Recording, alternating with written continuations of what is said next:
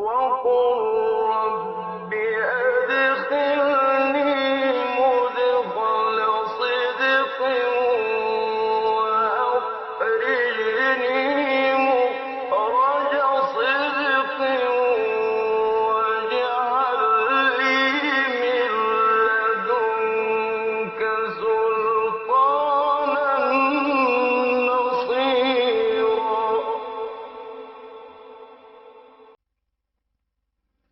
أعوذ بالله من الشيطان الرجيم. بسم الله الرحمن الرحيم، والصلاة والسلام على أشرف المرسلين سيدنا محمد وعلى آله وصحبه أجمعين. اللهم اجمعنا عليك ولا تكلنا إلا إليك، لأن اللهم الحق حقا وارزقنا اتباعه، وأرنا الباطل باطلا وارزقنا اجتنابه، واجعلنا من عبادك الصالحين وجندك الغالبين وأوليائك المقربين برحمتك يا أرحم الراحمين. Donc nous sommes à la 16e séance de ces cours que nous avons réservés pour parler de l'éthique musulmane, et nous étions en train de parler des maladies du cœur. Nous avons commencé par la plus grande des maladies et celle qui est le plus répandue et celle qui est la plus dangereuse, à savoir l'ostentation, ar-riya. Nous avons consacré déjà 2 séances pour parler de ce sujet-là, et on va rajouter encore plus aujourd'hui, donc cette séance-là, pour essayer de terminer et d'achever ce qu'il faut dire concernant ce sujet. Alors aujourd'hui, on va répondre à une question, puisqu'il y a plusieurs interrogations relatives à l'ostentation et certains actes d'adoration que nous accomplissons. Je m'explique, vous avez certaines personnes qui, lorsqu'ils entendent parler de l'ostentation, le danger de l'ostentation, donc ils tombent aussi dans un piège de dire il faut parfois que je délaisse certains actes religieux, certains actes rituels, certaines observances religieuses pour ne pas tomber dans l'ostentation, ou certaines responsabilités tout simplement pour ne pas tomber dans l'ostentation. Et c'est là aussi où il faut donc apporter un peu de lumière sur cette question pour ne pas non plus tomber dans une autre dérive et dans un autre piège qui est tissé par Shaitan la'anahullah. Alors il est parmi les observances religieuses des actes qui ne peuvent être soustraits au regard des gens, et des actes qui doivent s'accomplir dans le secret pour éviter les dérives de l'ostentation. Comment donc opérer l'adoration tout en évitant ce danger et cette maladie? Al-Hassan al-Basri rahimahullah dit: les musulmans savent que les adorations en secret sont louables. Les adorations en secret sont louables, mais leur visibilité peut avoir des effets positifs, dit-il. C'est pour cela que Allah Azza wa Jal a fait l'éloge sur les 2 façons de faire. Allah Azza wa Jal a dit à ce propos: in tubdu sadaqati fa ni'immahi wa in tukhfuha wa tu'tuha al-fuqara. Si vous donnez ouvertement vos aumônes, c'est bien. C'est mieux encore pour vous si vous êtes discret, si vous êtes discret avec elles et vous les donniez aux indigents. Donc dans ce verset coranique, Allah Azza wa Jal a montré que les 2 façons de faire sont acceptables. Accomplir l'aumône d'une manière privée, en secret, ou d'une manière publique, les 2 sont acceptés. Mais Allah Azza wa Jal a mis l'accent sur le caractère encore plus louable de donner l'aumône en cachette.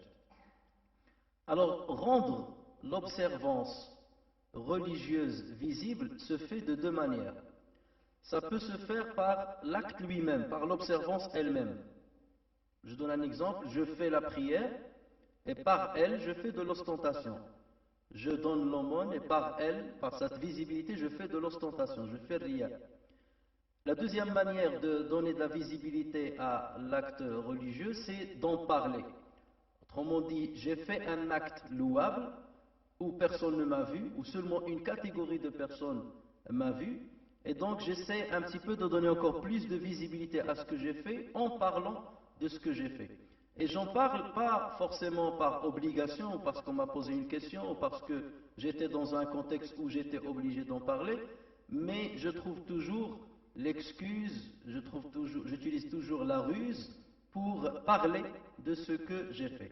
Donc voici 2 manières de donner de la visibilité à ce que nous faisons comme acte louable.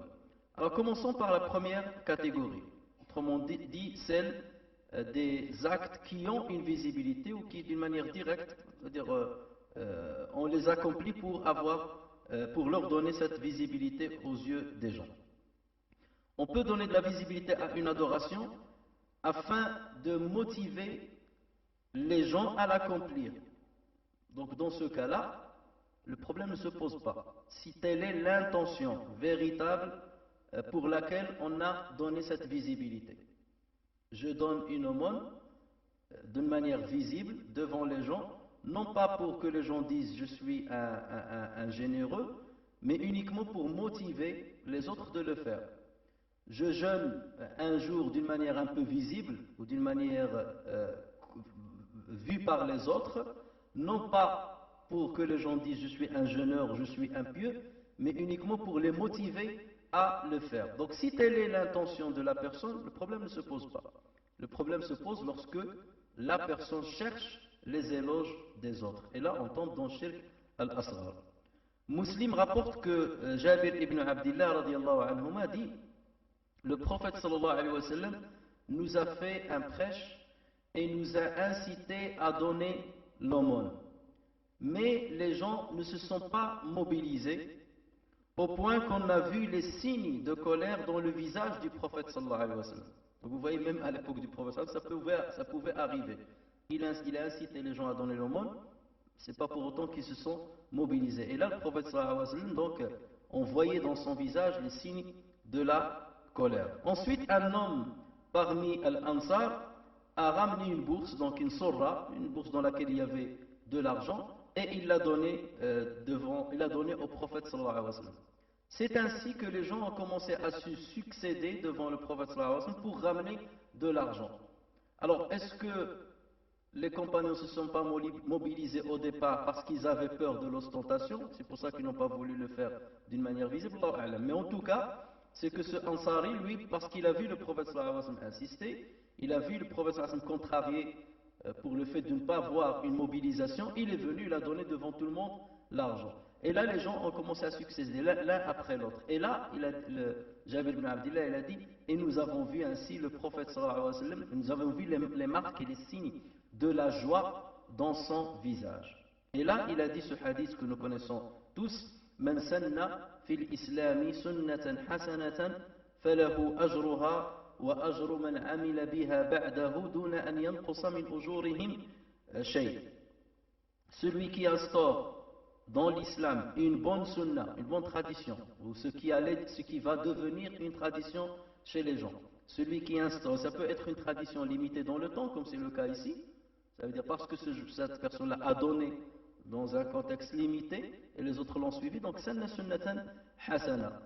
Donc, celui qui instaure dans l'islam une bonne sunna aura une récompense, et une récompense chaque fois que quelqu'un après lui fera cet acte sans qu'il leur soit diminué quoi que ce soit de leur récompense.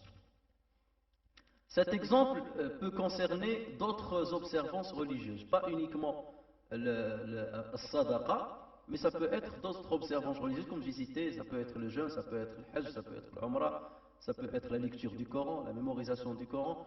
Tous ces actes-là, dès lors que la personne le fait d'une manière visible, uniquement et exclusivement pour mobiliser les autres, pour les encourager, pour devenir un exemple, mais pas pour recevoir les éloges. C'est là où il faut faire la nuance. Dans ce cas, il n'est pas dans l'interdit. Si le croyant donne une visibilité à ce genre d'action religieuse, qui habituellement ne se cache pas, tout en ayant l'intention d'encourager les autres à le faire, sa procédure, donc comme je viens de dire, sera louable. Mais il faut satisfaire deux conditions. La première condition, il faut se méfier de la visibilité de certaines actions qui peuvent nuire à celui qui en a bénéficié. C'est le cas de donner publiquement une aumône à un nécessiteux, tout en sachant que ce dernier ne veut pas que les gens sachent qu'il est dans la nécessité. Donc c'est pas ben, je vais donner devant tout le monde, alors que la personne à qui tu donnes sadaqa, il veut que ça reste secret entre toi et lui. Il ne veut pas que tout le monde sache qu'il est dans la nécessité. Donc il faut faire très attention. Je fais un bien pour motiver les autres, je le fais publiquement pour encourager les autres et les motiver, mais pour autant, je dois garder le caractère honorable de celui pour qui je fais ce bien. La deuxième condition, c'est qu'il faut donner la visibilité là où on est sûr qu'elle va avoir un effet bénéfique sur les autres, qu'elle va motiver réellement les autres. Lorsque je vois qu'elle ne va pas les motiver, dans ce cas, je n'ai pas à l'accomplir d'une manière visible, je l'accomplis d'une manière cachée. Parce que je sais pertinemment que ça n'aura aucun impact sur ceux devant qui je vais la manifester. En effet, certaines personnes, ou parce que parfois je ne suis pas apte à le faire, tout simplement. Certaines personnes peuvent avoir une mauvaise réputation chez tout le monde. Et elles vont dire, ben, je vais faire un acte louable d'une manière visible devant les autres pour les motiver à faire pareil. Mais les gens devant qui ils donnent de la visibilité à cet acte-là ne sont pas des pieux forcément et n'ont pas le recul pour se motiver. Ce qu'ils vont faire, c'est l'inverse. Ils vont dire, ben, regarde cet hypocrite. Là, hier, il était en train de faire ceci, de faire tel péché, tel péché, tel péché, et là, il joue au pieux, il joue au croyant, il joue à celui qui craint Dieu. Donc là, c'est l'effet inverse. Donc, on dit à ce genre de personne, parce que tu es une personne qui a une mauvaise réputation, il ne t'appartient pas de donner de la visibilité à des actes religieux que tu peux faire en secret. Parce que tu es encore dans le chemin du repentir. Tu viens de commencer ton cheminement vers Dieu. Tu as commencé à parfaire, c'est-à-dire ce que tu es. Donc dans ce cas-là, je le fais avec moi-même. D'abord, je sauve ma peau. Je sauve ma peau avant d'essayer de sauver les autres. Et c'est pour cela qu'il devient très dangereux pour certaines personnes qui, sous prétexte de vouloir guider les autres ou ramener les autres au repentir qu'ils ont vécu, donc ils vont les fréquenter dans des milieux malsains, ils vont entendre des choses malsaines, sous prétexte qu'ils sont en train d'attirer les autres vers eux. J'ai entendu une fois une personne qui disait, moi je vais dans les dancing pour faire da'wa là-bas. Je rentre dans le dancing, donc les femmes dansent, les catastrophes, la mixité malsaine et ainsi de suite, et je rentre dedans pour attirer les gens vers l'extérieur. C'est ça l'ostentation. Comment tu oses venir dans un milieu malsain pour commencer à parler religion, et exhorter et conseiller? Ça, il ne t'appartient pas de le faire. Tant pis pour les autres.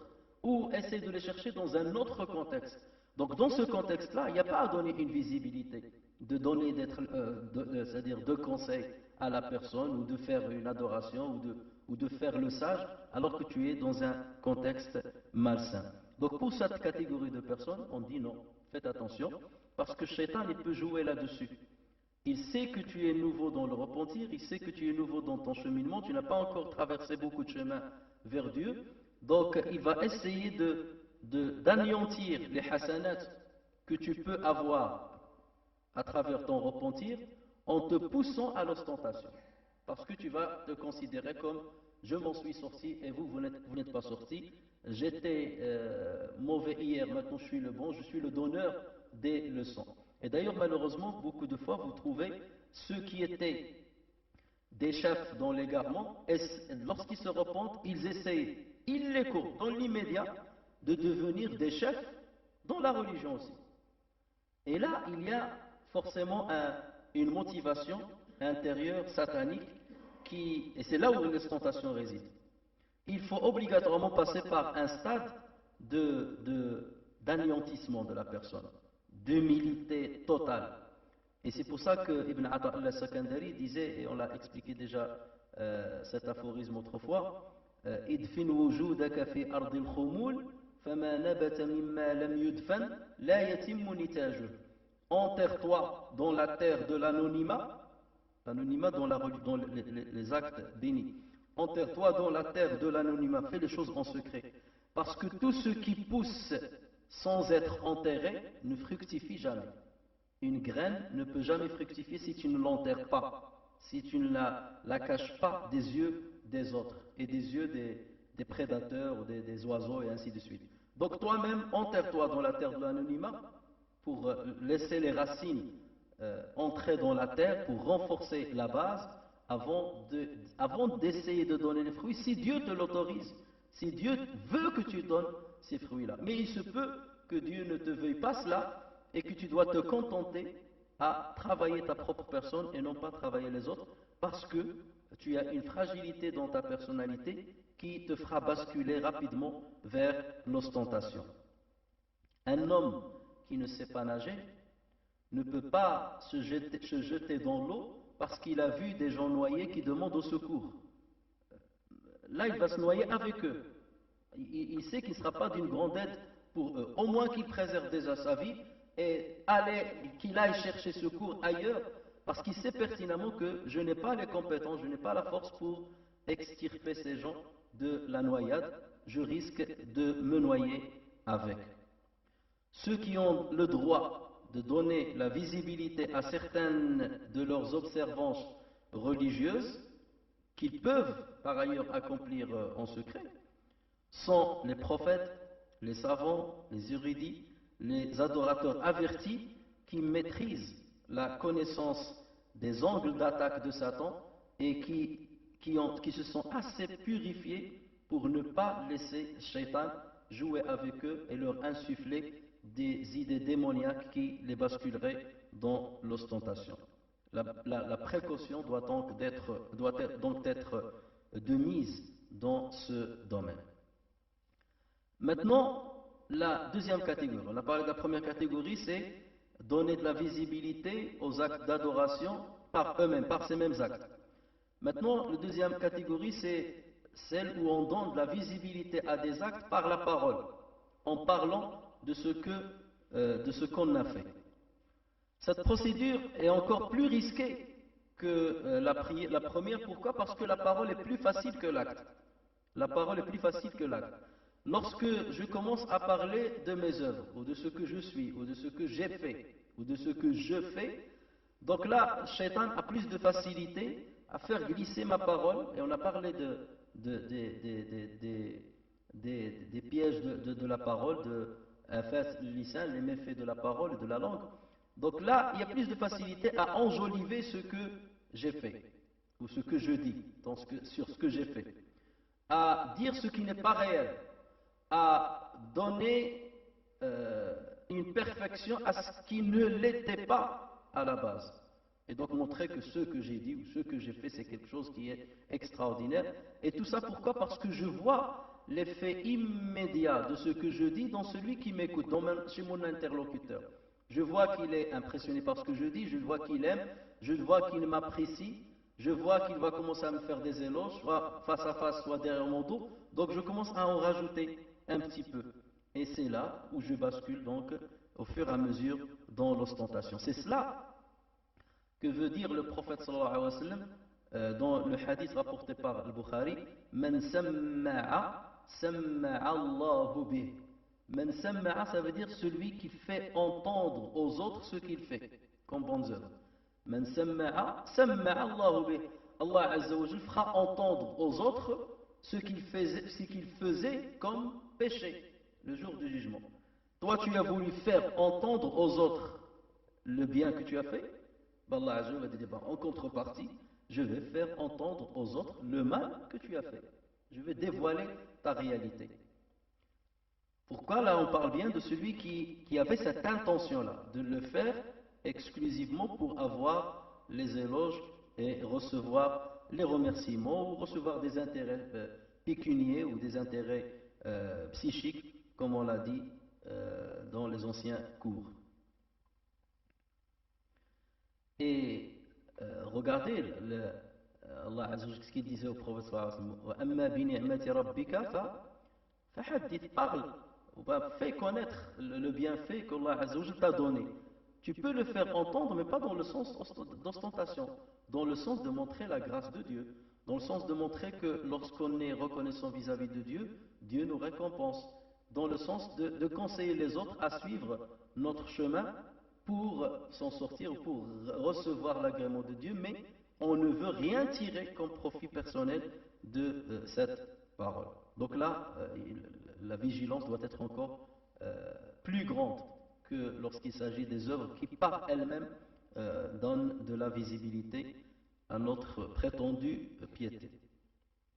Alors citons quelques exemples de certaines paroles, de certaines références pieuses qui montrent bien qu'elles se permettaient, ces personnes-là, elles se permettaient de dire des choses sur leur observance religieuse ou leur religiosité d'une manière tout simple ou leur rapport avec Allah Azza wa Jal, non pas par ostentation mais pour conseiller les autres. Sa'd ibn Mu'adh, vous savez que c'était un des chefs de l'Ansar et c'était un grand compagnon que le prophète sallallahu alayhi wa sallam aimait énormément. Il disait ما صليت صلاة منذ أسلمت فحدثت نفسي بغيرها ولا تبعت جنازة فحدثت نفسي بغير ما هي قائلة وما هو مقول لها وما سمعت النبي صلى الله عليه وسلم يقول قولا قط إلا علمت أنه حق. Donc il parle de lui-même, il dit depuis que j'ai embrassé l'islam, je n'ai jamais accompli une prière rituelle tout en pensant à autre chose qu'elle. Alors ça, si quelqu'un autre que Mu'adh le dit, quelqu'un d'anonyme, quelqu'un de faible religieusement, c'est de l'ostentation. Jamais que, masha'Allah, toutes les prières que j'ai faites, j'avais une concentration à 100% depuis le début jusqu'à la fin. Mu'adh bin Jabal le dit. Est-ce qu'on peut l'accuser d'ostentation? Pas du tout. Parce que là, on parle de certaines sommités, de personnes qui avaient une certaine puissance spirituelle qui leur permettait de dire cela pour conseiller les autres. Parce qu'il est le chef de l'Ansar, parce qu'il est un guide pour les autres, parce qu'il est un exemplaire pour les autres, qu'il se permet de dire ceci pour les encourager à prendre exemple sur lui. Depuis que j'ai embrassé l'islam, je n'ai jamais accompli une prière rituelle tout en pensant à autre chose qu'elle. Je n'ai jamais suivi un cortège funéraire sans penser à ce que le mort dira et lui sera dit. C'est-à-dire, je pense tout de suite, lorsqu'il sera dans la terre, qu'est-ce qu'il va dire et qu'est-ce qu'on va lui dire? Les malakaïn, qu'est-ce qu'ils vont lui dire? Je n'ai jamais entendu une parole du prophète sallallahu alayhi wa sallam sans croire qu'il dit vrai. Donc là, ce n'est pas d'ostentation, mais c'est une mise en évidence d'un état spirituel pour conseiller et motiver les autres à faire de même. Omar radiallahu anhu dit ما أبالي أصبحت على عسر أو يسر لأني لا أدري أيهما خير لي. Regardez cette belle parole. Elle dit chaque matin que je me réveille, chaque matin je me réveille sans me soucier si je suis en difficulté ou en facilité, car je ne sais pas ce qui en est le meilleur pour moi. Chaque matin que je me réveille, je ne me soucie pas si je suis en difficulté, si je suis dans une mauvaise épreuve, une mauvaise passe, si je suis en difficulté ou en facilité, car je ne sais pas ce qui pourrait être le meilleur pour moi. C'est-à-dire pour moi, ça m'est égal, que je sois en difficulté ou en facilité. Parfois, il allait même plus que ça, il disait plus que ça. Il disait نِعْمَتُهُ فِيمَا زَوَى عَنِّي خَيْرٌ مِّن نِعْمَتِهِ فِيمَا أَعْطَانِي فَلَقَدْ رَأَيْتُهُ أَعْطَاهَا أُنَاسًا فَاغْتَرُّوا. Le bienfait d'Allah Azza wa Jal dans ce qu'il m'a ôté, dans ce qu'il m'a arraché, c'est mieux que son bienfait dans ce qu'il m'a octroyé. Parce que je l'ai vu, ça veut dire j'ai vu Dieu. Je l'ai vu donner son bienfait à des personnes, mais elles en sont devenues orgueilleuses. Donc je préfère qu'il me retranche plutôt qu'il me donne. Parce que lorsqu'il me retranche, je patiente. Et là, je ne peux pas avoir de fierté. Mais s'il me donne, je risque d'être orgueilleux ou je risque de tomber dans l'ostentation. Est-ce qu'il est en train de faire de l'ostentation en disant cette parole? Pas du tout. Nous connaissons très bien qui est Omar. Nous connaissons très bien la crainte révérentielle qu'il avait. Nous connaissons très bien qu'il s'auto-jugeait d'une manière dure, au point qu'il se considérait comme un hypocrite. Il demandait à Hudayfa ibn al-Yaman, le protecteur du secret du prophète sallallahu alayhi wa sallam, est-ce que le prophète sallallahu alayhi wa sallam, dans la liste des hypocrites qu'il t'a confié, est-ce qu'il a mentionné mon nom? Comment une personne qui pense ceci peut avoir de l'ostentation? Pas du tout. Lors de sa mort, Abu Sufyan radiallahu anhu, a dit à sa femme لا تبكوا علي فإني ما أحدثت ذنبا منذ أسلمت. Au moment de sa mort, il a dit ne me pleurez pas parce que depuis ma conversion à l'islam, je n'ai commis aucun péché. Est-ce qu'il le dit par ostentation? Loin de là. Parce qu'il était en train de mourir. Et quelqu'un qui est en train de mourir ne pense plus à l'ostentation. Mais il le dit en guise d'encouragement déjà pour que sa famille ne le pleure pas, qu'il ne commette pas de péché, et en guise aussi de motivation des autres, parce que c'était quand même un chef. C'était un chef. Et il était un ennemi juré du prophète sallallahu alayhi wa sallam. Et là, comme quoi il est en train de leur montrer que mon repentir était réel, puisque je n'ai jamais commis de péché depuis que je me suis converti. Et vous devez faire de même. Et là, une parole, ce genre de parole de la part de quelqu'un comme Abu Sufyan est une parole qui ne peut être que bénéfique pour lui et pour ceux qui l'entendent. Ibn Mas'ud, radiallahu anhu, disait ما أصبحت على حال ما أصبحت على حال فتمنيت أن أكون على غيرها. Je ne me suis jamais réveillé le matin dans un état ou dans une situation en espérant être dans une autre. Je ne me suis jamais réveillé le matin dans une situation et j'ai préféré être dans une autre. Ça veut dire, c'est ça le ar-rida bi qada'illah, la satisfaction de ce qu'Allah Azza wa Jalla t'a prescrit, t'a prédestiné. Et je suis satisfait de ce qu'Allah Azza wa Jalla m'a donné. Jamais je me suis réveillé et dit j'aurais préféré avoir ceci. Si j'étais pauvre, je n'ai jamais essayé, c'est-à-dire espéré être riche. Si j'étais riche, je n'ai jamais espéré peut-être être pauvre. Si j'avais une maladie, je n'ai jamais espéré peut-être avoir de la santé ou avoir une force ou être riche. Ça veut dire je suis satisfait de ce qu'Allah Azza wa Jalla. J'ai toujours été satisfait de ce que Allah Azza wa Jalla m'a donné. Omar ibn Abd al-Aziz, rahimahullah, disait ما قضى الله في بقضاء قط فسرني أن يكون قضى لي بغيره. Il dit à peu près la même chose. وما أصبح لي هوى إلا في مواقع قدر الله. Il disait jamais Dieu ne m'a prescrit une destinée et j'avais préféré qu'il me prescrive une autre. Et je n'avais de plaisir que dans les destinées que Dieu m'a accordées. Je n'avais de plaisir que dans les destinées que Dieu m'a accordées. J'ai toujours été content des destinées que Allah Azza wa Jalla m'a réservées. Ça, c'est l'ultime satisfaction de Qadar Allah Azza wa Jalla et c'est le summum de la foi musulmane. Donc, ces paroles sont l'expression de ce que ressentaient ces pieux. Et s'ils se sont permis de le dire, c'est pour conseiller les autres, c'est pour motiver les autres à faire de même, c'est pour montrer tout simplement aux autres qu'il y a moyen d'arriver à ce degré de piété. Donc faites de même.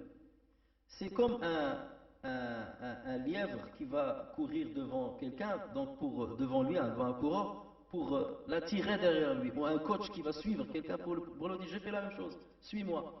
Donc c'est dans ce sens-là, mais jamais l'intention de recevoir les éloges des autres n'a accompagné ce genre de paroles.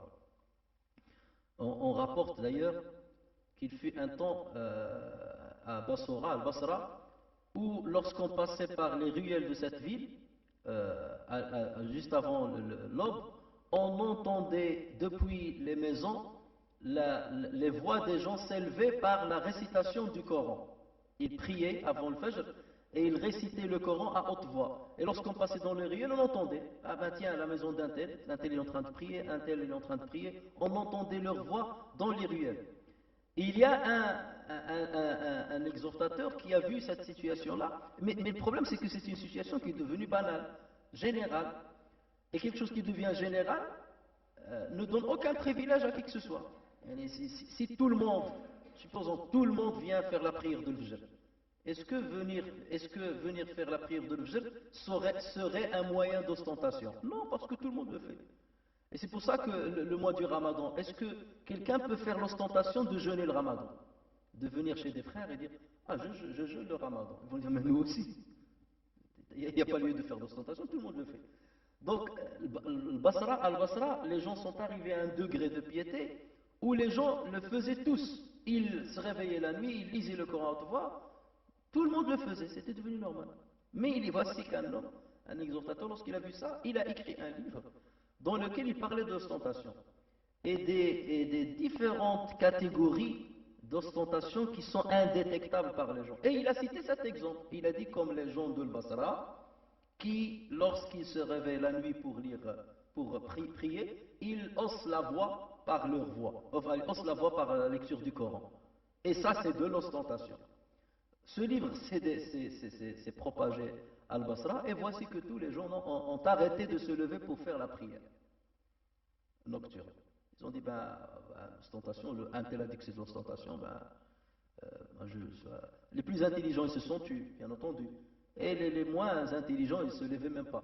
Et parfois, parmi eux, parmi ces personnes-là, il y avait certaines personnes peut-être qui faisaient de l'ostentation. Ils faisaient de l'ostentation. Mais ça poussait tout le monde à faire de la prière au moins. Et peut-être qu'en faisant ainsi, les personnes, même s'ils ne le font pas ostentation au début, elles s'améliorent au fur et à mesure, elles se purifient au fur et à mesure, et ils ne le font plus par ostentation. Peut-être que le premier l'a fait par ostentation, le deuxième, mais le troisième, quatrième qui les a suivis, ne l'a plus fait par ostentation, il l'a fait avec sincérité. Et c'est pour ça que certains savants ont dit, on aurait aimé que cet homme-là n'écrive jamais ce livre-là. Parce que quelque part, il a aboli une tradition qui s'est répandue par des gens peut-être qui l'ont fait au départ par ostentation. Et c'est là où on comprend le hadith du prophète sallallahu alayhi wa sallam qui a été rapporté par le Bukhari et dans lequel le prophète sallallahu alayhi wa sallam dit Inna Allah la yu'ayyidu hada ad-dina bir-rajul al-fajir. Allah azza wa jal peut faire triompher cette religion par un homme pervers. Un homme qui est pervers et qui va rendre service à la communauté, lui il le fait par ostentation. Il fait un acte par ostentation, où il acquiert une responsabilité par ostentation, et il va servir les musulmans, mais est-ce qu'il va se servir lui? Il va se servir dans les choses mondaines, mais il ne va pas se servir de choses qui vont lui servir dans l'au-delà, de la monnaie de l'au-delà. Allah Azzawajal fait triompher cette religion par un homme qui est fajir. Et on reviendra à ce hadith à la fin de cet exposé. C'est pour cette raison que le croyant non accompli sur le plan spirituel ne doit pas croire que parce que les autres s'inspirent de lui, que forcément c'est impieux. Et c'est ça le piège. Tu commences une œuvre, ou là, une action, une bonne action, et tu vois les gens qui te suivent, ils t'imitent. Et tu dis, Masha'Allah, je suis un exemple pour les autres. Alhamdoulilah, j'ai laissé une bonne impression, j'ai joué mon rôle. C'est grâce à moi que ça a été fait. S'il n'y avait pas moi, ceci ne serait pas fait. Et là, c'est le piège fatal par lequel Shaitan fait abolir tout ce que tu as reçu comme hasanat. Tu as fait certains biens. Et il se peut qu'au départ, tu l'as fait avec bonne foi et avec sincérité. Mais au fur et à mesure que tu vois les résultats et que tu vois que tu es devenu un exemple, que tu es suivi, donc c'est là où Shaitan va te faire insuffler cette sensation, ce plaisir-là. Je suis devenu un exemple, je suis devenu une marque, je suis devenu ceci, je suis devenu une référence. Et là, avec ce sentiment-là, tu es en plein dans l'ostentation et tu es en train de détruire tout ce que tu as accompli. وَقَدِمْنَا إِلَى مَا عَمِلُوا مِنْ عَمَلٍ فَجَعَلْنَاهُ هَبَاءً مَنْثُورًا. Sont venus à ce qu'ils ont accompli comme œuvre et nous en avons fait هَبَاءً مَنْثُورًا, nous en avons fait une poussière éparpillée partout. Ça veut dire ils n'ont récolté aucun fruit de ce qu'ils ont accompli. Alors maintenant, une autre question se pose. Comment réagir avec ces péchés? Faut-il les masquer ou les dévoiler? Pourquoi cette question se pose? Parce qu'il y a certaines personnes qui disent, si je commets un péché, ou là j'ai un vice, si je le cache, est-ce que c'est de l'ostentation de cacher le péché? Autant que je le montre, pour que je montre bien que je ne fais pas d'ostentation, je ne fais pas de l'hypocrisie. Regardez le raisonnement. Parce qu'il y a des personnes, qu'est-ce qu'il te dit? Par exemple, tu lui dis, fais la prière. Il te dit, moi je ne suis pas un hypocrite. Comment ça, tu n'es pas un hypocrite? Il te dit, mais je vois certaines personnes qui font des péchés et qui vous les cachent et qui viennent faire la prière. Mais moi, je ne suis pas comme eux. Moi, je fais le péché et je le dis, je l'assume et je ne fais pas la prière. Donc, je ne suis pas hypocrite comme l'autre personne qui montre une image alors que réellement, elle est une autre image. Et ça, c'est un piège aussi fatal. Des personnes, ils te disent, je ne fais pas le ramadan, le jeûne du ramadan. Pourquoi tu ne jeûnes pas le ramadan? Ben, je ne suis pas comme des hypocrites qui ne font pas la prière pendant toute l'année et lorsque le ramadan entre, ils jeûnent le mois du ramadan. Ah ben moi, je ne fais pas la prière toute l'année et lorsque le ramadan vient, je ne le fais pas. Comme ça, je ne suis pas un hypocrite comme les autres. Donc, ce sont des personnes qui, soit sous prétexte de ne pas faire de l'ostentation, comme la feraient d'autres personnes, ils exposent et ils dévoilent leurs péchés. Et là, c'est un autre piège dans lequel Shaitan fait entrer des personnes. Et ça, déjà, dès que tu commences à te comparer avec d'autres, sache que tu es en plein dans le piège. Voilà. Et concentre-toi sur ce que tu es et sur tes œuvres. Ne te mêle pas des autres, ni dans le sens de les juger, ni dans le sens de vouloir les améliorer. Accomplis déjà ton cheminement, ton propre cheminement, indépendamment des autres. Parce que Shaitan, dès qu'il voit que tu veux cheminer, il va tout faire. Et là, il a toutes les ruses possibles. Parce que il a une dextérité exemplaire. Lui, il a suivi l'être humain depuis Adam jusqu'à maintenant. Là, il a je ne sais pas combien de siècles d'expérience. C'est pas toi le petit, aller avec ton intelligence qui va savoir contourner Shaitan et l'emporter sur Shaitan. Shaitan est toujours là, ses insufflations sont toujours là. Et à chaque fois, il faut faire attention. Est-ce que ce que je fais, c'est quelque chose qui est agréé par Dieu, ou est-ce que ce que je fais n'est pas agréé par Dieu, et je suis en train d'argumenter sous certains slogans qui laisseraient entendre que je suis pas un hypocrite, que je suis quelqu'un de clair, que je suis quelqu'un de direct, que je suis quelqu'un de kada. Là, il faut faire très très très attention. On est plein dans le piège de Shaitan. La sincérité ne peut être effective dans nos œuvres que lorsque notre apparence concorde avec notre intérieur, qu'on soit en secret, qu'on soit seul ou en public, bien entendu. Omar ibn Khattab dit à un homme, عليك بعمل العلانية عليك بعمل العلانية. L'homme a répondu, Ya Amir al-Mu'minin, wa ma amalu al-alaniya. Omar radiallahu anhu ajabah, Ma idha tala'a alayka, lam tastahi minhu. Il lui a dit, attache-toi à l'œuvre apparente. Et l'homme de lui répondre et de l'interroger, c'est quoi l'œuvre apparente? Il lui répondit, l'œuvre qui ne te donne pas honte si les gens la voient. L'œuvre qui ne te donne pas honte si les gens la voient. Autrement dit, tu te mets dans ta tête des personnes qui sont pieuses et tu dis, cette œuvre-là que je vais accomplir, si jamais ces personnes pieuses la voient, est-ce qu'ils vont bien le prendre ou mal le prendre? S'ils vont mal le prendre, je ne la fais pas. S'ils vont bien le prendre, je la fais. C'est ça l'œuvre apparente. Ça veut dire une œuvre qui ne te met pas en honte si jamais elle est dévoilée aux pieux. Alors s'il est dévoilé au pire comme toi, ça tu dis ça gêne pas, je suis pareil qu'eux, donc ça gêne pas. Mais non, au pieux. Et là il faut donc...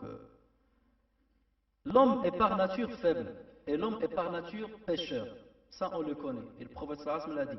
Si vous ne commettiez pas de péché, Allah Azza wa Jal vous aurait fait disparaître et aurait ramené une autre communauté ou une autre espèce de personne qui commettrait des péchés mais qui se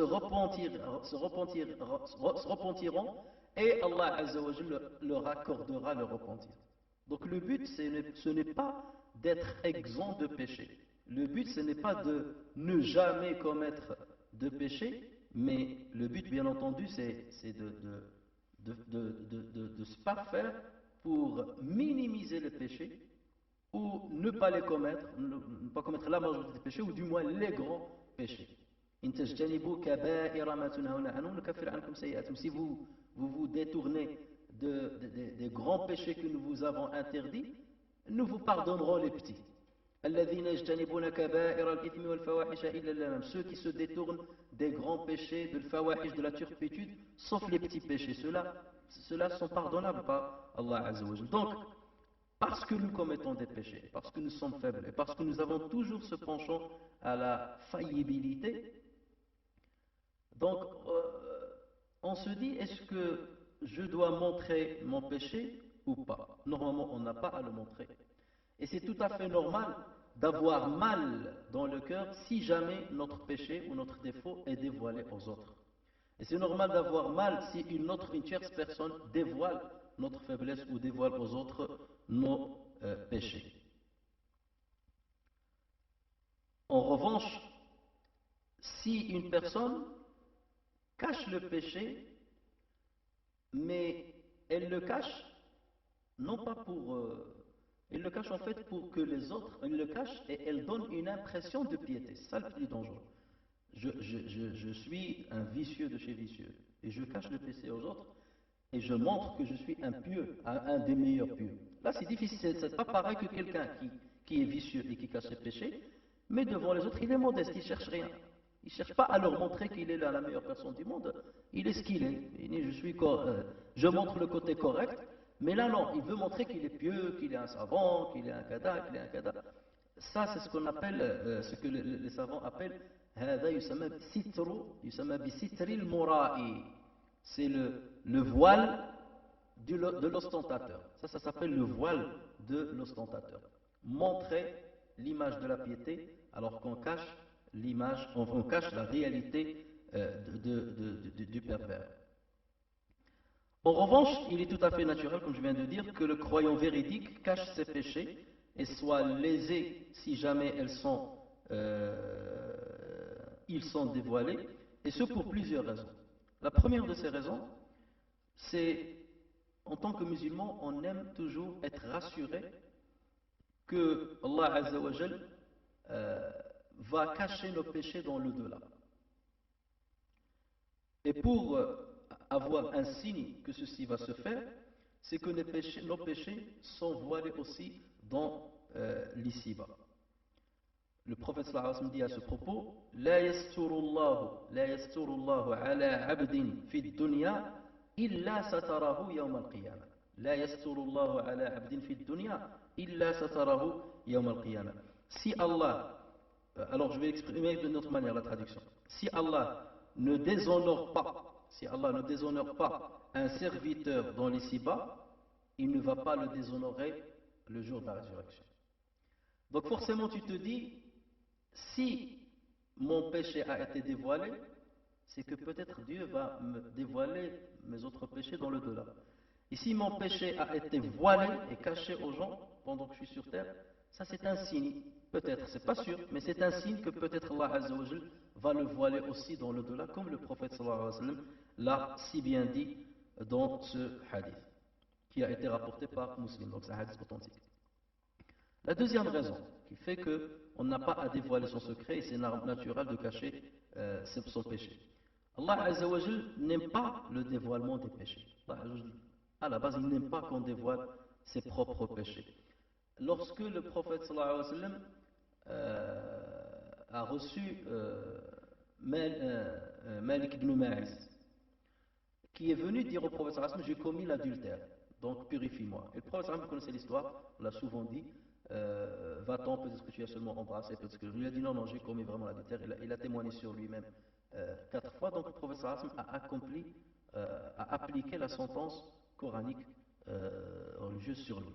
Et ensuite, le prophète sallallahu alayhi wa sallam, lorsqu'il a appliqué la sentence, il a dit اجتنبوا هذه القاذورات التي نهى الله عنها فمن ألم منها بشيء فليستتر بستر الله وليتب إلى الله فإنه من يبدي لنا صفحة نقم عليه كتاب الله. Alors que veut dire ce hadith? Le prophète sallallahu alayhi wa sallam a dit évitez ces abominations. Avorat, on va le traduire par abomination. L'adultère en l'occurrence. Évitez ces abominations que Dieu a interdites. Que celui qui en a commis quelque chose se voile, se cache. Se voile par le voile d'Allah. Parce que Dieu l'a caché, ou Allah ne l'a pas dévoilé, donc qu'il ne se dévoile pas. Donc là, le prophète sallallahu alayhi wa sallam, il est en train de dire, l'acte qu'a fait Maïz n'est pas un acte louable. De venir me voir pour me dire j'ai commis l'adultère. Il n'avait pas à le faire. Donc ne le prenez pas comme exemple. Si vous commettez cette abomination, cachez-la et demandez le pardon à Dieu. Repentez-vous à Dieu. Donc ne venez pas me le dire. فإنه من يبدي لنا صفحة, ça veut dire celui qui nous montre sa face. Safha, c'est le visage, c'est le devant de la tête. Celui qui nous montre le visage, ça veut dire celui qui dévoile son péché. نقم عليه كتاب الله. Je deviens obligé et sommé d'appliquer les prescriptions du Coran sur lui. Ça veut dire, moi, à la base, je ne cherche pas à appliquer les sentences sur les gens. Couper la main, ou la fouetter, ou la lapider.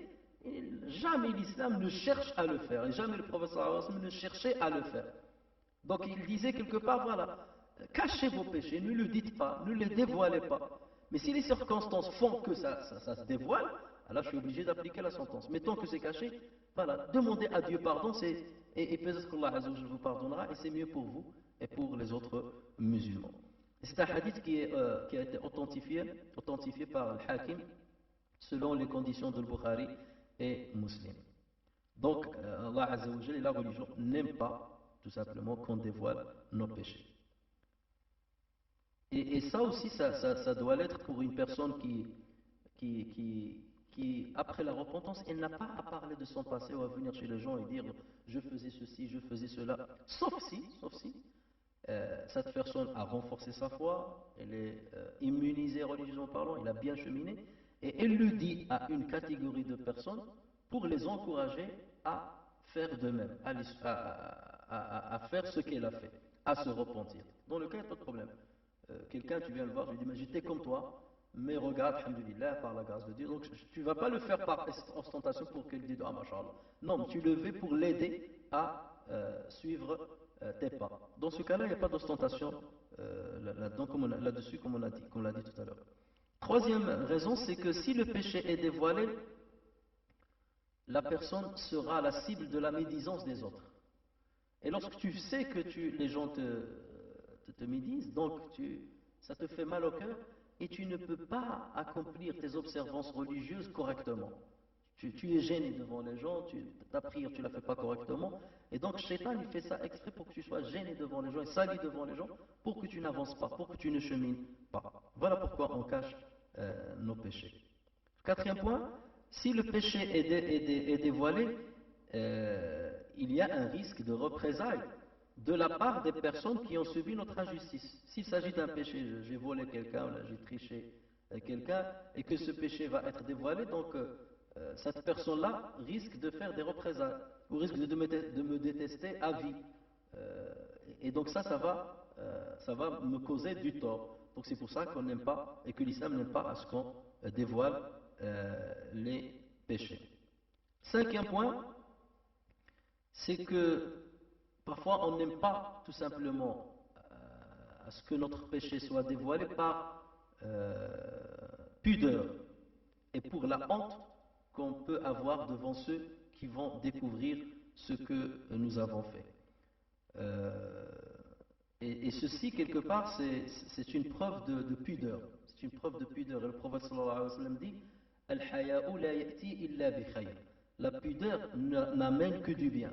Donc celui qui a cette pudeur-là, je ne veux pas, parce que ça, j'ai honte. Donc tout simplement, c'est pour ça que je ne veux pas que ce soit dévoilé. Sixième et dernière raison, c'est que lorsque parfois le péché est dévoilé, et que cette personne est dans une position où elle est considérée par d'autres comme un exemple, ces personnes-là risquent de la suivre dans le péché et de dire, ben tiens, même un tel a fait ce péché, donc autant que je le fasse. Et c'est pour ça que nous les musulmans, on ne peut en aucun cas croire que les prophètes qu'Allah Azza wa Jalla a envoyés auraient commis des péchés, comme certaines religions le disent, ou comme certains textes dits religieux le disent. Lot a commis l'adultère avec sa fille. Si Lot, qui est Lot, le prophète de Dieu choisi par Dieu, commis l'adultère avec, ou l'a commis l'inceste, ah ben, raison de plus que je la commette. Ou si j'y suis, ben, c'est pas grave, lui aussi il l'a fait. Vous voyez ce que je veux dire? Si Salomon a fait une manigance pour se marier avec la femme de son... ben, raison de plus que moi aussi, je fais pareil. Donc vous voyez, c'est inconcevable. L'islam dit c'est pas possible ceci. C'est pas possible que Allah Azza wa Jal accepte de choisir des personnes comme messagers, comme prophètes, alors qu'ils ne sont pas dans une position au niveau de leur piété telle qu'ils peuvent être un meilleur exemple. لقد كان لكم في رسول الله أسوة حسنة لمن كان يرجو الله واليوم الآخر وذكر الله كثيرا. Donc, il vous a été en le prophète sallallahu alayhi wa sallam un meilleur exemple pour celui qui espère la miséricorde d'Allah Azza wa Jal, le paradis dans le delà, et qui a invoqué Allah Azza wa Jal plusieurs fois. Et pareil, un père ou une mère cache forcément ses péchés pour que ses enfants ne prennent pas exemple sur lui. Malheureusement, hier, je parlais avec quelqu'un, il m'a dit non, non, maintenant dans la génération actuelle, d'abord, il y a des pères qui fument les joints avec leurs enfants. Le père, il a la cinquantaine ou la 45 ans, l'enfant, il a 20 ans, ou dans la maison, il lui dit, ben, viens mon fils, ramène-moi le joint et on va fumer ensemble. C'est la catastrophe. Ben, on m'a dit que maintenant, c'est répandu. Alors là, entendre ça, c'est grave, c'est grave. Autant autrefois les jeunes ils se cachaient, et ainsi de suite, de la voisine, du voisin, ainsi de suite. Autant maintenant, non, le père devant le fils, il n'y a pas de problème. Autrefois, nous, on savait, connaissait des pères parfois qui se cachent, fumer en cachette pour que l'enfant ne prenne pas, exemple sur lui. Mais maintenant, même dans la perversité, maintenant, cette catastrophe, elle existe un peu partout. La mère qui a un copain, qui rentre à la maison, et là, ses filles, ça, c'est pas grave. Et on entend ici et là, justement, des événements qui défraient la chronique d'un beau-père qui a commis l'adultère avec sa belle-fille, des trucs comme ça. Mais comment on arrive à un degré, on se dit, mais il n'est plus bas que cela. Voilà, on est des animaux, mais les animaux encore, ils ont généralisé certaines règles de bonne convenance. Alors maintenant, on va terminer cet exposé par une avant-dernière question à laquelle on va essayer d'apporter quelques éléments de réponse. C'est est-il permis d'aimer, être aimé par les autres? Ça, c'est une question aussi qui se pose. Ça nous fait toujours plaisir de voir que les gens nous aiment. C'est naturel, c'est humain. Mais est-ce que ceci est normal ou est-ce que ceci fait partie de l'ostentation? Et ici je dis, ah, j'aime bien que les gens m'aiment bien, donc je vais leur montrer le meilleur de moi pour qu'ils m'aiment. Est-ce que ça c'est considéré comme de l'ostentation ou pas? Tout dépend. Alors déjà, la première chose c'est qu'il faut savoir que le fait d'aimer, être aimé par les autres, ce n'est pas en soi un péché. La preuve, c'est qu'un homme est venu voir le prophète sallallahu alayhi wa sallam et il lui a dit, ya Rasulallah, dullani ala amalin idha ana amiltuhu ahabbani lahu wa ahabbani nas. Ô messager, désigne-moi une œuvre par laquelle, enfin si je l'accomplis, par laquelle les gens m'aimeront, Dieu m'aimera ainsi que les gens. Donc, alors, si c'était interdit, le prophète sallallahu alayhi wa sallam aurait pu tout de suite lui dire, ah non, attends, soit tu veux que Dieu t'aime ou que les gens t'aiment. Mais là, le prophète sallallahu alayhi wa sallam lui a donné une réponse qui laisse entendre que la volonté de cette personne-là est légitime et qu'il n'y a pas de mal à aimer, à ce qu'elle soit aimée par les gens. Le prophète sallallahu alayhi wa sallam lui a dit, izhad fi dunya yuhibbuka Allah, wazhad fima fi aydi nasi yuhibbuka nas, ou yuhibbuk. Donc il lui a dit, détache-toi de la vie d'ici-bas et Dieu t'aimera. Détache-toi de la vie d'ici-bas et Dieu t'aimera. Et détache-toi de ce qu'il y a chez les gens, c'est-à-dire les biens que les gens ont, la notoriété, l'argent, tout ça. Détache-toi de ce que les gens ont entre leurs mains et ils t'aimeront. Donc là, le prophète lui a donné l'autorisation, c'est-à-dire lui a quelque part dit indirectement que c'est possible et que c'est louable. Mais pourquoi le prophète a accepté cela? Parce que la personne a dit, montre-moi une œuvre dont l'accomplissement me fera bénéficier l'amour de Dieu et l'amour des gens. Donc il a déjà commencé par l'amour de Dieu. Autrement dit, c'est l'objectif principal. où l'amour des gens, c'est un objectif accessoire. Dans ce cas de figure, il n'y a pas de mal. Mais dès lors qu'on fait tout seulement pour bénéficier de l'amour des gens, en mettant l'amour de Dieu comme une option, ou en la mettant secondairement dans l'échelle de nos priorités, là on est en plein dans l'associationnisme. قل إن كان آباؤكم وأبناؤكم وإخوانكم وعشيرتكم وأموال اقترفتموها وتجارة تخشون كسادها ومساكن ترضونها أحب إليكم من الله ورسوله وجهاد في سبيله فتربصوا حتى يأتي الله بأمره.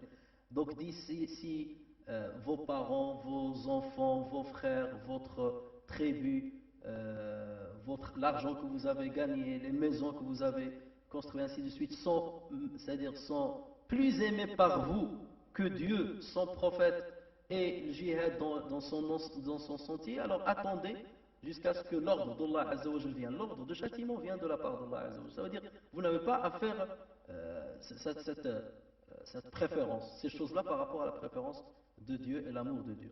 Donc l'amour de Dieu doit être devant l'amour de toutes ces choses-là. Et la deuxième chose, c'est qu'il ne faut pas faire les observances religieuses pour bénéficier de l'amour des gens. Non, tu fais les observances religieuses pour bénéficier de l'amour de Dieu. Ça, c'est ton objectif. Et c'est l'amour de Dieu qui va te faire bénéficier de l'amour des autres. Parce que le prophète sallallahu alayhi wa sallam l'a dit, lorsqu'Allah Azza wa Jalla aime une personne, il fait appel à l'ange Jibril. Il lui a dit, j'aime cette personne, aime-la. Et la personne aime cette personne. Et Jibril aime cette personne. Ensuite, Jibril lance un appel dans le ciel aux habitants du ciel, les anges. Et il leur dit, Allah Azza wa Jalla aime cette personne. Aimez-la. Et tous les anges vont aimer cette personne. Et ensuite, Allah Azza wa Jalla yaj'alu al-qabula li hadha ash-shakhs fi al-ard. Allah Azza wa Jalla fait de sorte que cette personne soit aimée par les gens sur terre. Alors, aimée par les gens, entre parenthèses, il faut faire attention, aimée par les gens pieuses, par les gens pieux. Parce que les prophètes eux-mêmes étaient détestés par les gens pervers et les égarés. Mais là, on parle par l'expérience, ça veut dire les gens qui sont bien, les gens qui sont sincères, les gens qui sont pieux, aiment cette personne. Allah Azza wa Jalla lui met le qaboul. Donc là, c'est un signe de l'amour de Dieu. Et nous, on a toujours besoin parfois de ces signes-là. Ça nous fait plaisir. Allah Azza wa Jal a préparé aux croyants une bonne annonce pour le delà, mais il leur donne quelques éléments dans l'ici-bas pour leur dire voilà la preuve de le caractère effectif de la bonne annonce qui vous attend dans le delà. Parmi les preuves là, c'est que les gens t'aiment. Les gens pieux, les gens véridiques, les gens qui sont bien, ils t'aiment. Donc lorsque tu vois ça, il ne faut pas non plus basculer dans l'ostentation et dire Masha'Allah, je suis aimé par les gens, donc je suis bien. Vous voyez le piège. Je suis aimé par les gens, donc je suis quelqu'un de bien. Non, il faut continuer à se sous-estimer. Il faut continuer à s'auto-juger. On arrivera à un cours où on va parler de l'auto-jugement et l'autopunition même. Il faut continuer à faire ça. Mais ça, ce sont seulement des jalons que Allah Azza wa Jalla met dans ta route pour te dire tu es sur la bonne voie. Tu vois que les pieux t'aiment, les gens pieux t'aiment, les gens de sincérité t'aiment. Et ceux qui te détestent, c'est en général des gens loin de la religion, des gens qui sont vicieux, des gens. Tu dis, c'est pas grave. Dès lors que les gens de bien m'aiment, ça veut dire que je suis sur le bon chemin. Bi'idnillah. Et donc, Seigneur, continue à me donner de ton bienfait pour que je continue là-dedans. Donc, vous voyez bien que aimer à ce qu'on soit aimé par les autres n'est pas en soi un péché dès lors qu'on ne cherche pas d'ostentation par ça, qu'on n'acquiert pas de la fierté par cet amour-là, ou qu'on ne fait pas passer cet amour devant l'amour d'Allah Azza wa Jal, ou qu'on n'utilise pas les observances religieuses pour parvenir à l'amour des gens, mais on cherche l'amour de Dieu, et l'amour des gens viendra accessoirement d'une manière automatique, si j'ose dire. Et là maintenant, on va répondre à la dernière question, c'est faut-il délaisser certaines œuvres certaines œuvres pieuses, par crainte de l'ostentation? Est-ce que je peux délaisser certaines œuvres par crainte de l'ostentation? euh, Je vais des exemples, par exemple. Je me suis engagé dans le da'wah, dans l'appel à Dieu. Et par peur d'ostentation, j'arrête l'appel à Dieu. Je fais de l'enseignement religieux. Et par crainte de tomber dans l'ostentation, j'arrête l'enseignement religieux. j'ai une responsabilité religieuse qui me permet de rendre service aux musulmans et de faire émerger l'islam. Par peur d'ostentation, j'arrête ça. Est-ce que, c'est-à-dire cet arrêt-là, est louable ou non? Alors, il faut faire attention, comme j'ai dit tout à l'heure, c'est que dans chaque domaine et dans chaque volonté qu'on formule, le shaitan est là pour détourner la volonté ou la pensée. Dès que tu commences à réfléchir à quelque chose qui est dans le bien, shaitan va être à tes côtés. Sois sûr qu'il va être à tes côtés pour casser ce bien que tu veux faire. Soit il va te dire ne le fais pas, c'est plus simple, ou bien il attend que tu le fasses, et dans ce cas il va te dire ah ben regarde les gens qui te voient, machallah, c'est bien, ah, ta, ta. Et donc là il rentre l'ostentation dans ton cœur et tu perds l'ajr. Ou bien tu fais tout, tu as fait le bien, tu étais sincère, tu étais véridique, rien à faire, rien à dire, et Shaitan il vient et te dit mais ce que tu es en train de faire là, c'est de l'ostentation. Parce que regarde, les gens ils disent du bien de toi, donc quelque part les éloges des gens sont mauvais pour toi. Donc arrête de faire ce que tu es en train de faire. Et c'est pour ça que le Fawda ibn Iyad a dit Al-amalu min ajli nas shirk wa tarku al-amali bisababi nas riya. Faire accomplir une œuvre pour les gens, pour chercher les gens, pour chercher les éloges des gens, c'est une association, c'est de l'associationnisme, shirk.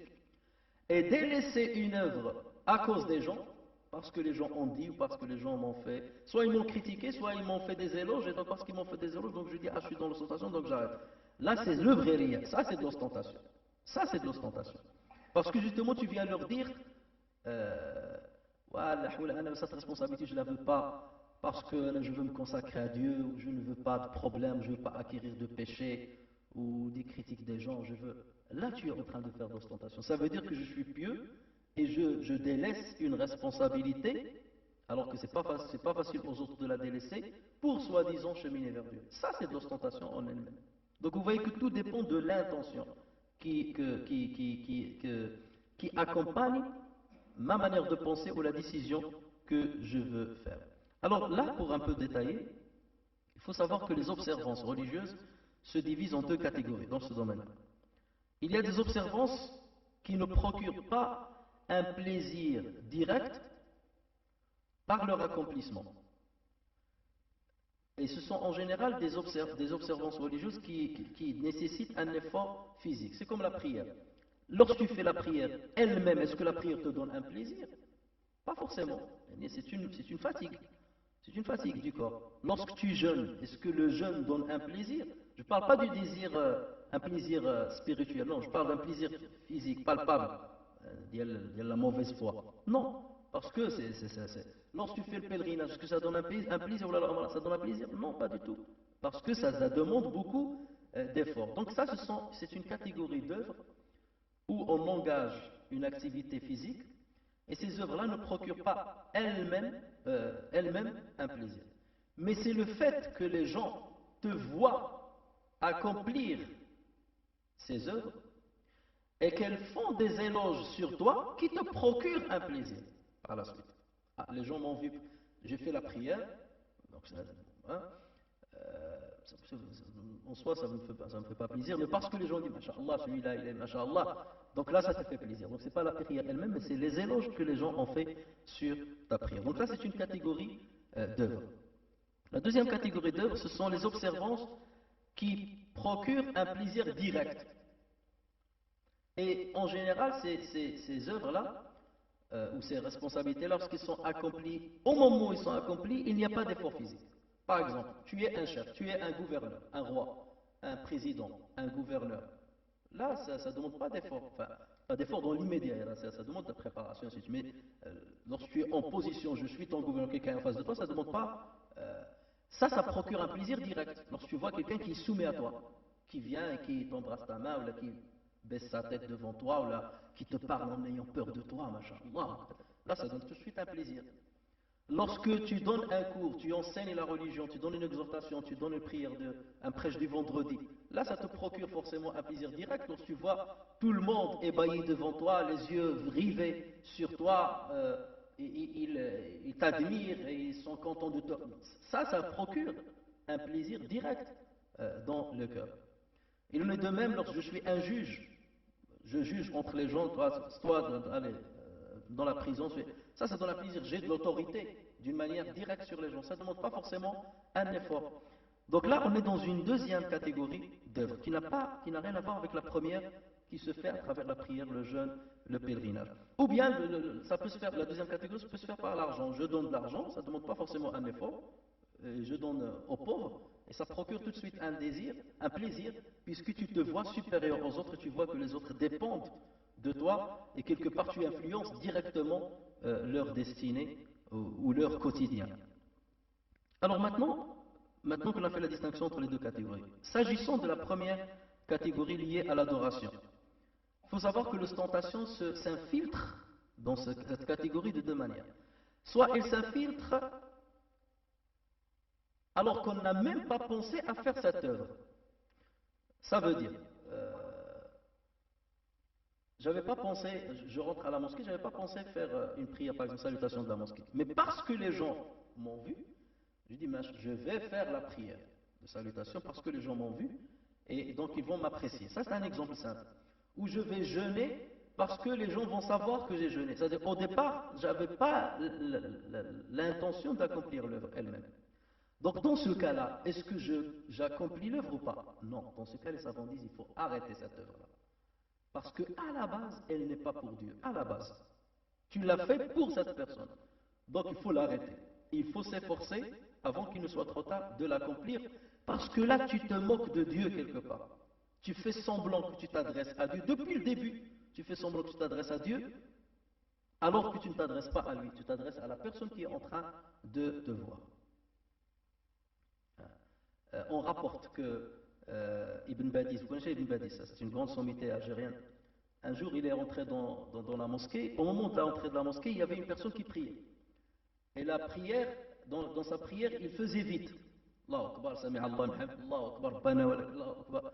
Et lorsqu'il s'est rapproché de lui, l'autre il a entendu du bruit, et après c'est devenu Allahu Akbar, Sami Allah, doucement. D'accord? Il a terminé la prière. Et après, il a vu Cheikh Labas Bekher. Il lui a dit, le début de ta prière était pour Iblis. Et le deuxième est devenu pour Ibn Badis. Voilà. Le début de ta prière était pour Iblis. Et le deuxième est devenu pour Ibn Badis. Où est Dieu dans les deux? Il n'est pas là. Parce que quelqu'un qui prie pour Dieu ne prie pas de la manière dont tu as commencé. D'accord? Et c'est vrai que la deuxième partie de ta prière était correcte, mais tu ne l'as pas fait en secret, tu l'as fait parce que tu m'as vu. Donc il n'est pas forcément pour Dieu. Et c'est là où les savants disent, pour que l'œuvre soit agréée par Dieu, il faut qu'elle soit accompagnée de l'ikhlas, et on reviendra à ça un autre jour, il faut qu'elle soit accompagnée de l'ikhlas, et qu'elle concorde avec la sunna du prophète, avec les convenances de la religion. Le respect de ce qui est obligatoire et l'accomplir pour Allah Azza wa Jalla. Donc, pour ce genre d'activité, parce que tu as vu que l'idée de faire l'œuvre n'a émané et n'a germé que lorsque tu as vu les gens. Et ça, on le voit d'ailleurs même dans les responsabilités. Même dans les responsabilités, ce n'est pas que dans les adorations. Autrefois, moi je me rappelais dans les années 90, être responsable d'une mosquée, c'était. Tout le monde fouillait. Tout le monde fouillait parce qu'on va t'arrêter à la douane, on va te ramener à la prison, les renseignements généraux qui te suivent, tu es sous écoute, tout le monde. Ah non, je ne veux pas. À un moment, lorsque c'est devenu. Ça donnait des privilèges, machallah, il est responsable. C'est la course et les combats dans les mosquées pour ça. Vous voyez? Et c'est pour ça que qui t'a poussé justement à vouloir cette responsabilité, alors qu'autrefois tu ne la voulais pas? C'est les gens. Ben, dans ce cas, vous avez été annule-la dès le départ. Annule-la dès le départ. Où est-ce que tu étais avant? D'accord? Et c'est pour ça Allah Azza wa Jalla dit لا يستوي منكم من أنفق من قبل الفتح وقاتل أولئك أعظم درجة من الذين أنفقوا من بعد وقاتلوا وكلا وعد الله الحسنى. Ils ne sont pas parmi vous ceux qui ont dépensé de leur argent et combattu autrefois en période de difficulté où vous ne gagnez aucune éloge des autres, et ceux qui ont dépensé et accompli le djihad après. Voilà. Il n'y a aucune comparaison entre les deux. Même si Allah Azza wa Jal a donné quoi, kullan wa'ada Allahu al-husna, Allah Azza wa Jal a promis la meilleure pour les deux. Mais ils ne sont pas auprès d'Allah Azza wa Jal les mêmes. C'est-à-dire en supposant que les deuxièmes l'ont fait quand même avec bonne intention. Mais dans un contexte difficile, ils ne voulaient pas le faire. Donc là, dans ce genre de cas, il faut arrêter cette œuvre-là. La deuxième infiltration d'ostentation, c'est tu as commencé l'œuvre et au début ou au milieu ou à la fin, l'ostentation est venue par la suite. C'est un adéta fait entrer l'œuvre. Donc dans ce cas, qu'est-ce que tu dois faire? Tu dois t'efforcer à repousser tu dois continuer l'œuvre. Voilà, n'abolissez pas vos bonnes œuvres. Là, tu dois continuer l'œuvre, mais tu dois t'efforcer à repousser ces insufflations qui essayent quelque part d'abolir la récompense que tu peux avoir auprès de Allah Azza wa Jal. Maintenant, s'agissant de la deuxième catégorie d'œuvres, comme les responsabilités dans le domaine de la prédication, la gouvernance, khilafa, l'enseignement, tout ce que j'ai cité tout à l'heure. Alors, commençons à détailler, mais je vais donner seulement deux exemples parce que sinon on n'en sortira pas. Le khilafa, par exemple. Le khilafa, être responsable des musulmans, alors, imam muslimin, imam dans le sens de la gouvernance, responsabilité politique et religieuse des musulmans à grande échelle. Là, c'est quelque chose qui est béni par Allah Azza wa Jal, louable auprès de Allah Azza wa Jal.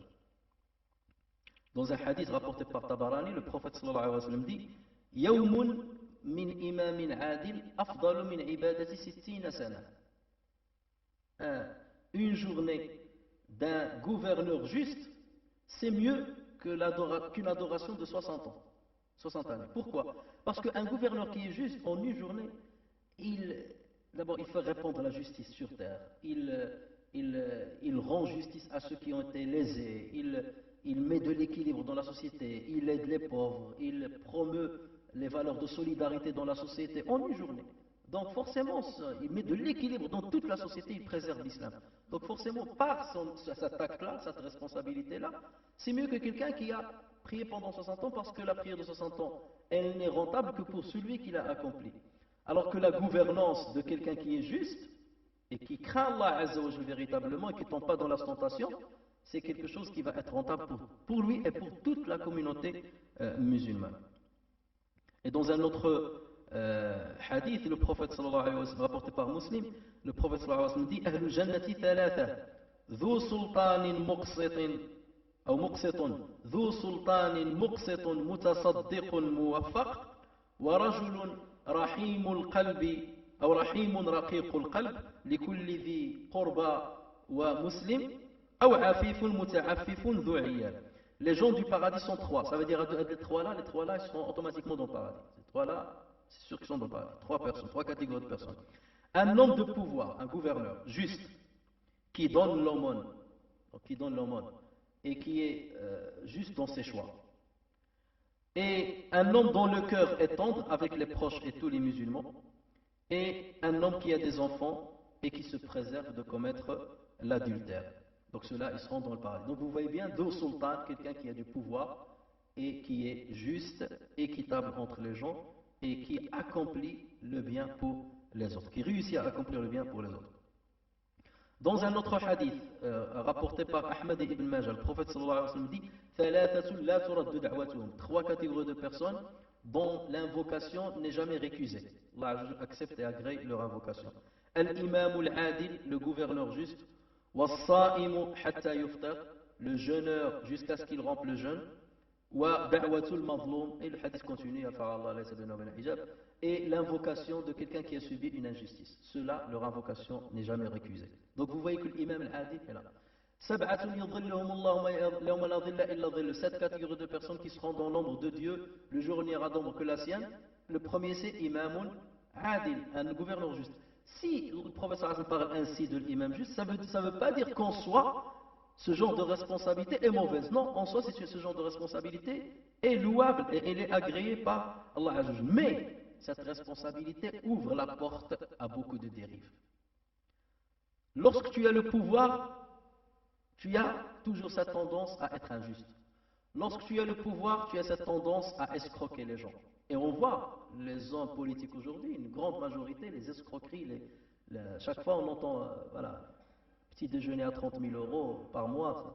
Donc, ces choses-là, on les entend tous les jours. Parce qu'on t'ouvre le pouvoir. Tu as tout. Personne ne te juge. Tu es au-dessus de la chaîne.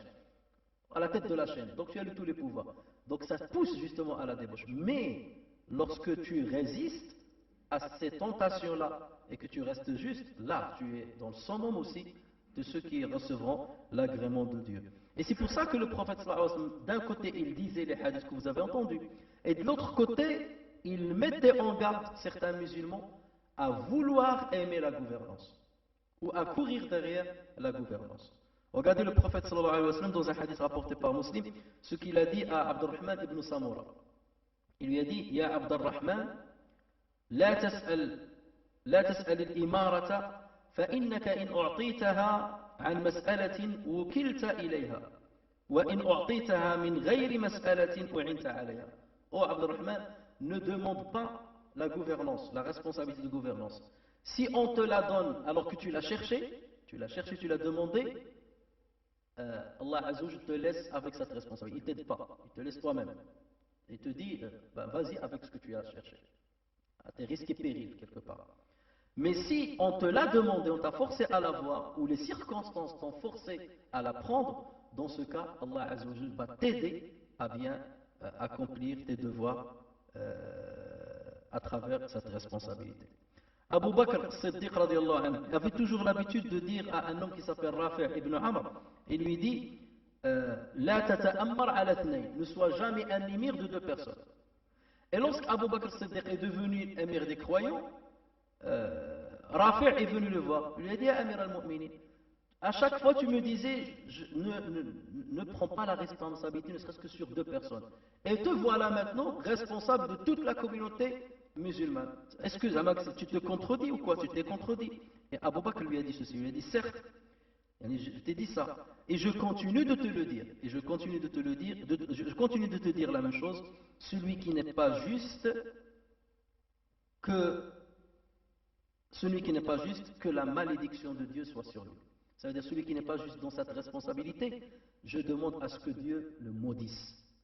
Et là il le dit, c'est-à-dire il prend le risque lui aussi. C'est pour dire, moi je me suis tellement immunisé, et je sais que je suis immunisé pour avoir accepté cette responsabilité. Parce qu'il n'y a personne qui va la prendre. Et c'est ce qu'a dit justement Yusuf alayhi salam, Ja'alni ala khaza'in al-ard. Donne-moi la responsabilité des trésors de la terre. Inni alimun, inni hafid, inni alimun hafid. Je suis inni hafidun alim, inni hafidun alim. Je suis protecteur et connaisseur. J'ai les compétences et j'ai la confiance nécessaire pour cette responsabilité. Et c'est pour cela donc cette responsabilité de khilafa demande une personnalité forte dans tous les domaines et prioritairement dans le domaine de la religion et dans le domaine de la préservation contre les insufflations sataniques. Et ça, ce n'est pas donné à tout le monde. Et c'est pour ça que le khilafa est réservé à une petite poignée de personnes. Ça veut dire que ce n'est pas tout le monde qui peut accéder à ce degré-là, puisque ce n'est pas tout le monde qui a ce genre de compétences et d'immunité. Le prophète sallallahu alayhi wa sallam dit à des compagnons qui sont venus lui demander de les nommer gouverneurs, et parmi lesquels il y avait Abu Musa al-Ash'ari radiyallahu anhu, ils lui ont dit, cher prophète, donne-nous une responsabilité, donne-nous une gouvernance sur un pays ou sur une région, un territoire. Et le prophète sallallahu alayhi wa sallam leur a dit, Inna la nuwalli, ou la nuli, inna la nuwalli hadha al-amra man talabahu, ou man sa'alahu, nous ne donnons pas cette responsabilité à ceux qui l'ont demandé ou à ceux qui font tout pour la chercher, pour l'avoir. Dès qu'on voit une personne qui demande la responsabilité, on ne la lui donne pas. Dès qu'on voit une personne qui court derrière la responsabilité, il utilise tous les moyens pour y parvenir, on ne lui donne pas ça. Mais lorsque la responsabilité tombe sur la personne d'elle-même, ou parce que les gens l'ont obligé à le faire, l'ont poussé, l'ont encouragé à le faire, ils l'ont supplié pour le faire, ou parce que dans le contexte où il était obligé de le faire, sinon ça va être la dérive et la catastrophe, donc il l'a fait malgré lui. Dans ce cas, il est béni et il n'a pas à s'en échapper, mais il faut qu'il se protège pour qu'il ne dérive pas et pour que Shaitan... Et regardez, Omar ibn Abd Aziz, alors que c'était quelqu'un de pieux, c'était quelqu'un de savant, mais dès le moment où il a eu le khilafa, il est devenu encore plus pieux et plus méfiant, et il pleurait tout le temps. Et les 24 derniers mois de sa vie, il était dans l'apogée de ce que peut être la piété chez un musulman. Parce que la responsabilité est venue, donc là, il a multiplié l'effort, au point, il a, comme vous le savez, vendu sa maison, il a vendu le palais, alors qu'il habitait dans cette maison par avant. Maintenant, la responsabilité est venue, donc là, je dois être précautionneux au maximum et méfiant au maximum pour que je ne tombe pas dans les filets de Ash-Shaytan. Concernant l'imama, et je termine par là, l'imama, l'enseignement religieux, la fatwa, on peut dire la même chose que sur le khilafa. Ce sont des choses qui certes peuvent être louables par Allah Azzawajal, mais pour des personnes qui le font avec toute sincérité et qui ne cherchent pas les éloges des autres à travers ces observances qui sont religieuses. Euh, les savants disaient autrefois Haddathana babun min abwab dunya. Vous savez qu'il fut une époque dans l'histoire de l'islam où les savants spécialistes du hadith étaient des vedettes. On vient dans une mosquée, on dit Haddathani fulan, un tel m'a rapporté, qu'un tel m'a rapporté sur un tel, sur un tel, sur un tel, que le prophète sallallahu alayhi wa sallam a dit. Et c'était de vedettes les gens qui connaissaient par cœur les hadiths du prophète sallallahu alayhi wa sallam. Au point que les savants ont dit Haddathana, un tel nous a rapporté, babun min abwabid dunya. C'est une porte parmi les portes de l'ici-bas. Autrement dit, c'est quelque chose qui peut procurer de l'ostentation, pousser à l'ostentation. Et dans ce cas, ce n'est pas babun min babil akhir. Et il y avait même, on parle d'un grand savant qui avait des livres et des livres de l'hadith du prophète sallallahu alayhi wa sallam, et il les a enterrés. Et il a dit, je les ai enterrés parce que lorsque je récitais ce qu'il y avait dans ces livres-là, je sentais une certaine fierté. Et je n'ai pas voulu continuer dans cette démarche-là, parce que je reçois des hasanats. Alors qu'il fallait la faire pour Allah Azza wa Jalla et non pas pour ma personne.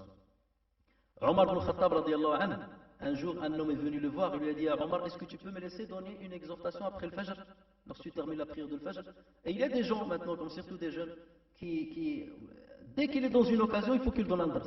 Je rentre dans une maison, bismillah, inna alhamdulillah, alhamdulillah. Qui t'a dit de parler? Okay. Qui t'a dit de parler? Il y a des gens qui veulent ça, donner des cours, ça leur plaît. Ils cherchent à le faire. Alors, vous avez besoin de quelqu'un qui fait un dars? Ou la promotion pour... Je parle pas de... Je caricature pas, ça existe ce que je vous dis. Et ça, c'est ce qu'il y a de pire.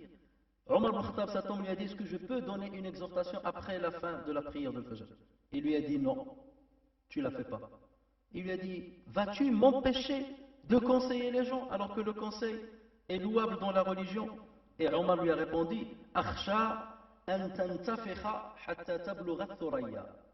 Je crains que tu gonfles tellement jusqu'à ce que tu arrives à l'astre, à la hauteur de l'astre. Voilà pourquoi je t'empêche de le faire. Alors que lui-même, il ne s'empêchait pas de le faire. Mais pourquoi? Parce qu'il savait qu'il était immunisé, qu'il était obligé de le faire pour conseiller les autres. Donc il bloquait les autres. Et bloquer des gens dont on est certain qui sont en train de commettre de l'ostentation à travers ce qu'ils sont en train de faire, c'est quelque chose qui serait louable. Et au contraire, c'est leur rendre service pour qu'ils ne tombent pas dans les filets de Shaitan la'anahullah. Dans ce genre de domaine, c'est Allah Azza wa Jal qui facilite la tâche aux gens et les causalités pour que les gens entrent dans ce domaine-là. Dis Seigneur, fais-moi entrer une entrée véridique et fais-moi sortir une sortie véridique. C'est Allah Azza wa Jal qui fait de sorte, ou qui met en place les causalités pour que tu rentres dans ce domaine. C'est pas toi qui le cherches. Je veux devenir ça. Je ferai pour devenir ça. Non, c'est quelque chose qui te tombe dessus sans le vouloir et sans la chercher. Dans ce cas, Allah Azza wa Jal va t'aider. Et Allah Azza wa Jal choisit pour sa religion les gens qui peuvent rendre service aux musulmans et à la religion musulmane, mais jamais se dire que parce qu'on a occupé ce poste-là, que Dieu nous aime, ou parce qu'on a occupé ce poste-là, que nous sommes immunisés. Il faut toujours se remettre en cause, il faut toujours douter de soi-même, il faut toujours se dire, est-ce que ce shaitan est entré d'un de nos côtés? C'est pour ça que, et je termine par là, et ça deviendra, Inch'Allah, notre dua, Allahumma la taj'alna قنطرة يعبر منها الناس إلى الجنة ثم يقذف بها في النار. Seigneur, ne fais pas de sorte que nous soyons un pont que les gens traversent pour entrer au paradis et ensuite on le jette dans l'enfer. Donc nous demandons à Allah Azza wa Jalla que nous ne fassions pas partie de ce genre de personnes et qu'il fasse de sorte que nous soyons parmi ceux qui appellent à Dieu et qui sont dans les premiers rangs. Nous demandons à Allah Azza wa Jalla qu'il fasse de sorte que nous soyons bénis par lui et pour ce que nous faisons et qu'il nous donne l'ikhlas dans tout ce que nous faisons ou tout ce que nous disons ou l'état d'âme que nous dégageons. سبحانك اللهم وبحمدك نشهد ان لا اله الا انت نستغفرك ونتوب اليك سبحان ربك رب العزه عما يصفون وسلام على المرسلين والحمد لله رب العالمين